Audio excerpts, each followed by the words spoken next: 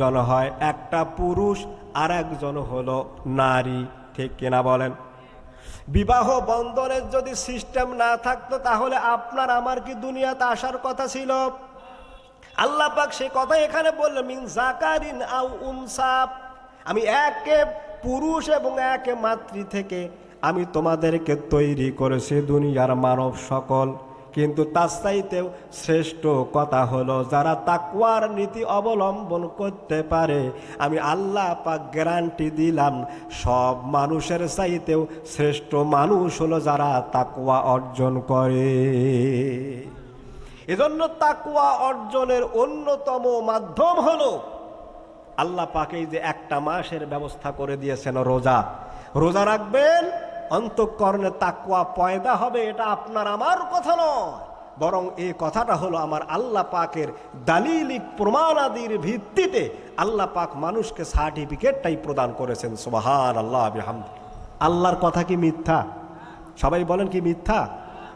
এই যে কোরআন, পৃথিবীতে যত গ্রন্থ আছে, যত কিতাব আছে, যত বই আছে, কোন বইয়ের শুরুতে এ কথা আজ পর্যন্ত কোনো লেখক বলতে পারে নাই, কোনো রচয়িতা বলতে পারে নাই যে এটার মধ্যে কোনো ভুল নাই। কিন্তু আমার আল্লাহ পাক কোরআন নাজিল করে প্রথমেই বলেছেন, জালিকাল কিতাবু লা রাইবা ফি হুদাল লিল মুত্তাকিন, আর এটা হলো তাকওয়াবানদের জন্য হেদায়েত, আর এই কিতাবের মধ্যে বিন্দু মাত্র কোনো ভুল নাই। বলেন সুবহানাল্লাহ বিহামদি। তাহলে এই কিতাবের মধ্যে ভুল নাই, তার অর্থ হলো আমার আল্লাহ পাক কোরআনে যা বলেছেন সেটারও মধ্যে কোনো সন্দেহের অবকাশ নাই। এজন্য আল্লাহ রাব্বুল আলামিন নবীজির মাধ্যমে হাদিস দিয়ে বর্ণনা করেছেন। হাদিস শরীফ থেকে শোনাচ্ছি মুসলমানেরা, আল্লাহর নবী বলেছেন, ইন্নাল্লাহা লা ইয়ানজুরু ইলা সুওয়ারিকুম ওয়া আমওয়ালিকুম ওয়ালাকিন ইয়ানজুরু ইলা কুলুবিকুম ওয়া আমালিকুম। আল্লাহর নবী বলেছেন, কিয়ামতের ময়দানে একটা মানুষ ফর্সা কিনা, একটা মানুষ সম্পদশালী কিনা, একটা মানুষ টাকা পয়সাওয়ালা কিনা, একটা মহিলা সুন্দরী কিনা আর একটা পুরুষ সুন্দর কিনা এটা দেখা হবে না। ওয়ালাকিন ইয়ানজুরু ইলা কুলুবিকুম ওয়া আমালিকুম। কিয়ামতের ময়দানে আল্লাহ রাব্বুল আলামিন যে জিনিসটা দেখবেন সে জিনিসটা হলো যার অন্তঃকরণে তাকওয়া আছে আর যার আমলটা ভালো, এই দুইটা জিনিস কিয়ামতের ময়দানে দেখা হবে। সুতরাং রোজার মাধ্যমে তাকওয়া অর্জনের যে সুযোগটা আল্লাহ পাক আমাকে, আপনাকে, আপনাদেরকে দিয়েছেন, আচ্ছা বলেন তো এইটা থেকে যদি আপনি মাহরুম হন, পরের বছর আমি আর এই তাকওয়া অর্জনের জন্য এই রোজা পাবো, এরকম কি কোনো গ্যারান্টি আছে? সবাই বলেন আছে? নাই। পর্দার অন্তরালে যে সমস্ত মা বোনেরা এসেছেন, হৃদয়ের কান দিয়ে শোনেন। হযরতে ফাতেমা যেই দিন ইন্তেকাল করেছিলেন, কবরে যখন নামানো হবে, হযরত আবু যার গিফারি রাদিয়াল্লাহু তাআলা আনহু সেই দিন কবরকে কিন্তু তিনটা প্রশ্ন করেছিলেন। কয়টা? নাম্বার 1 হলো, কবরকে প্রথম প্রশ্ন করা হলো, কবর রে, আজকে তোর কবরের মধ্যে যাকে রাখানো হচ্ছে এটা দুনিয়ার সাধারণ কোনো মহিলা নয়, বরং এইটা হলো আল্লাহর নবীর কলিজার টুকরা মা ফাতেমাকে রাখানো হচ্ছে। বেয়াদবি করবা না। কবর থেকে কোনো জবাব আসলো না। হযরত আবু যার গিফারি আবার দ্বিতীয়বার প্রশ্ন করলেন, কবর রে, আজকে তোর ভিতরে যাকে রাখানো হবে এটা দুনিয়ার সাধারণ কোনো মহিলা নয়, বরং কিয়ামতের ময়দানে জান্নাতের সরদারনি হযরতে ফাতেমাকে রাখা হবে। বেয়াদবি করো না। কবর থেকে কোনো জবাব আসলো না। আবার 3 নম্বর প্রশ্ন করা হলো, কবর রে, আজকে তোর ভিতরে যাকে রাখানো হবে ইনি পৃথিবীর সাধারণ কোনো মহিলা নয়, ইনি কিয়ামতের ময়দানে যত যুবকদের জান্নাতে যারা সরদার হবে, ইমাম হাসান ইমাম হুসাইন, তার মাকে রাখা হবে। খবরদার বেয়াদবি করবা না। কবরকে যখন চতুর্থবার প্রশ্ন করা হলো, কবরের জবানটা খুলে গেল। তখন কবর আবু যার গেফারিকে বলল, আবু যার গেফারি রে, আমি জান্নাতের সর্দারনি মা ফাতেমাকে চিনি না, ইমাম হোসাইন ইমাম হাসানের মাকে আমি সেটাকেও চিনি না, নবীর মেয়ে ফাতেমাকে আমি সেটাও চিনি না। আমল যদি ভালো থাকে কবরের মধ্যে আসো, আর আমল যদি ভালো না থাকে আমার কবরের মধ্যে আসারও চিন্তা করিও না। এজন্য আপনি ধন সম্পদ দিয়া, আপনি বাপের পরিচয় দিয়া, আপনি নিজেকে সুন্দরের পরিচয় দিয়া, আপনার অট্টালিকা আছে 10 তলা বিল্ডিং, আপনি সেই পরিচয় দিয়ে কবর থেকে মাপ পাওয়ার কি কোনো উপায় আছে? যদি উপায় না থাকে মুসলমান, তাহলে আজকে আপনাকে এই এরাদা, এই শিক্ষা বাড়িতে নিয়ে যেতে হবে। সেটি হলো এই রোজার মাধ্যমে যেগুলো বিগত হয়ে গেছে আল্লাহ পাক আমাদেরকে মাফ করুক, বাকি যেগুলো আছে এগুলোর মাধ্যমে অবশ্যই আমাদেরকে তাকওয়া অর্জন করতে হবে। বলেন ইনশাআল্লাহুল আযীম। এই রোজার মাধ্যমে তাকওয়া অর্জন করলে আপনার ফায়দাটা কি হবে আল্লাহ পাক সেটাও বলে দিয়েছেন। ওয়া আম্মা মান খাফা মাকামা রাব্বিহি ওয়া নাহার নাফসা আনিল হাওয়া ফা ইন্নাল জান্নাতা হিয়াল মাওয়া। আল্লাহু আকবার।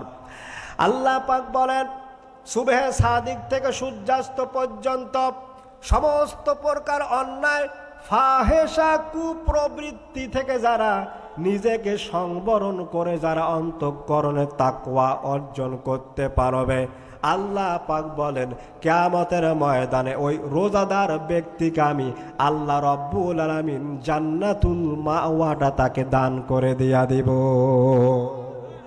এজন্য বুঝুন, যেটা বলছিলাম, একজন রোজাদারদের জন্য 10টা শিক্ষা আছে। কয়টা? সবাই বলেন কয়টা? গত কয়েকদিন আগে ফেসবুক, ইউটিউব যারা দেখেছেন, নরসিংদীতে 15 বছরের একজন মেয়েকে রোজার মাসেও ধর্ষণ করে তাকে হত্যা করা হয়েছে।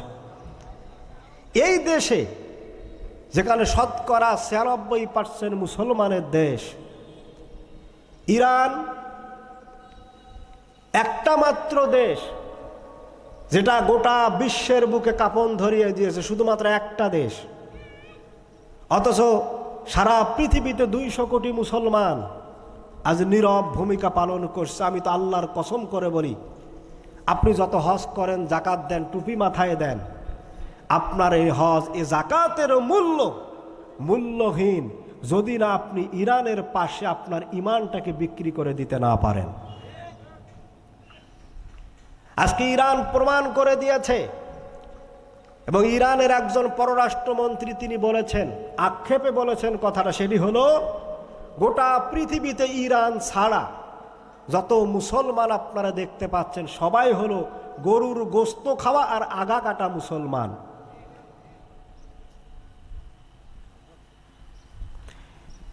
এই কথাটা বলার অর্থ হলো আপনি প্রকৃত মুসলমান এখনো হতে পারেন নাই।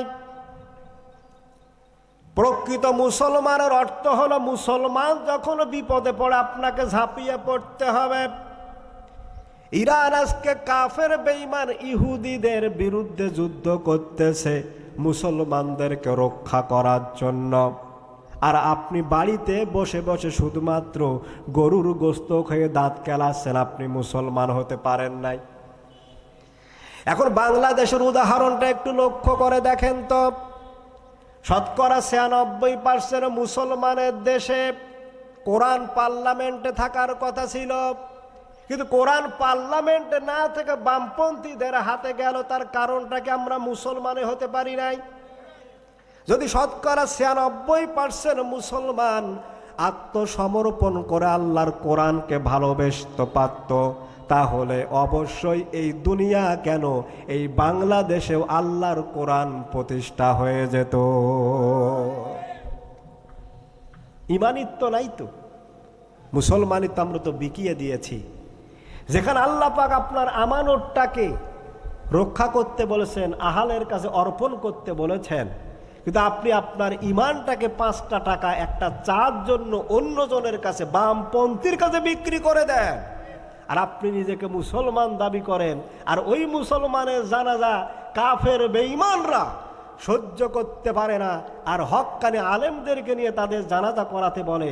আল্লাহর কসম করে বলি, ওই জানাজায় কোনো হক্কানি মুসলমানের যাওয়া উচিত নয়।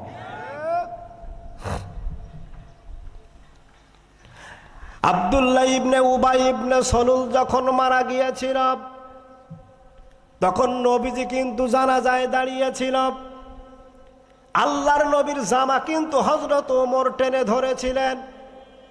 টেনে ধরার অর্থটা কি?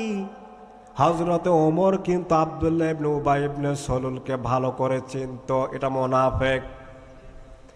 আল্লাহর নবীকে প্রকাশ্য অপ্রকাশ্যে বাধা প্রদান করেছেন। এরপরে নবীজি পিছন থেকে যখন জামা টেনে ধরা হলো, তখন আল্লাহর নবী হযরত ওমরকে বলছেন, ওমর রে, আমার জামা কেন টেনে ধরেছ? আমি তো জানাজায় দাঁড়িয়ে গিয়েছি। হযরত ওমর বলছেন, নবীজি আপনার জানাজা করাতে পারবেন না। তখন কোরআনের আয়াত নাজিল হয়ে গেল, ইস্তাগফির লাহুম আও লা তাস্তাগফির লাহুম ইন তাস্তাগফির লাহুম ৭০ মাররা। বলেন আল্লাহু আকবার। আল্লাহ পাক বলছেন, হে নবী, এই মুনাফিকের জানাজা একবার কেন, 2বার কেন? তুমি নবী যদি ৭০ বারও করো, তাহলে তোমার জানাজা ওই আব্দুল্লাহ ইবনে উবাইয়ের পক্ষে আল্লাহ কবুল করবেন না। এজন্য মুসলমানের আয়াতের শিক্ষা আছে একটা, সেটি হলো এই পৃথিবীতে যারা কোরআনের দুশমনি করেছে, আল্লাহ দ্বীনের সঙ্গে যারা বেয়াদবি করেছে, ইকামতের দ্বীন প্রতিষ্ঠার বিরোধিতা যারা করেছে, তারা যখন মারা যাবে, আল্লাহর নবীর জানাজা যেমন কবুল হয় নাই, তোমার জানাজাও আল্লাহর দরবারে কবুল হবে নাকি? হবে। এজন্য হক্কানি আলেমের উচিত হবে, যারা বামপন্থী, রামপন্থী, নাস্তিক, যারা আল্লাহর কোরআনের বিরোধিতা করে, এদের জানাজা কোনো হক্কানি আলেম করতে পারেন। সম্মানিত ভাইগণ, বলছিলাম যে রোজাদার ব্যক্তির জন্য 10টা শিক্ষার মধ্যে 1 নম্বর শিক্ষা হলো, যারা রোজা থাকবে অবশ্যই তার অন্তঃকরণে আল্লাহ পাক কি করবেন? তাকওয়াটা পয়দা করে দিবেন। কি পয়দা করবেন? তাকওয়া পয়দা করে দিবেন। এবার নাম্বার 2, যারা রোজাদার ব্যক্তি হবে তারা অবশ্যই ধৈর্য গুণ এবং সবরের মাধ্যমে আল্লাহর কাছে সাহায্য চাইবে। সাহায্য চাইবে কার কাছে? আর সাহায্য চাওয়ার অন্যতম মাধ্যম হলো রোজার মাধ্যমে যারা নামাজ ধরেছেন। অনেকে আছে রোজা যখন আসে নামাজ ধরে, আবার রোজা যখন বাইর হয়ে যায় নামাজটা আবার ছাড়ে। তার মানে ওর নামাজ কখনো ও নিজে আল্লাহকে সন্তুষ্টির জন্য আসে নাই, বরং ও মানুষকে দেখানোর জন্য এসেছে। ঠিক কিনা বলেন? অথচ একটা মুসলমান যদি হাল চাষ করতে যায়, একটা মুসলমান যদি চেয়ারে বসে,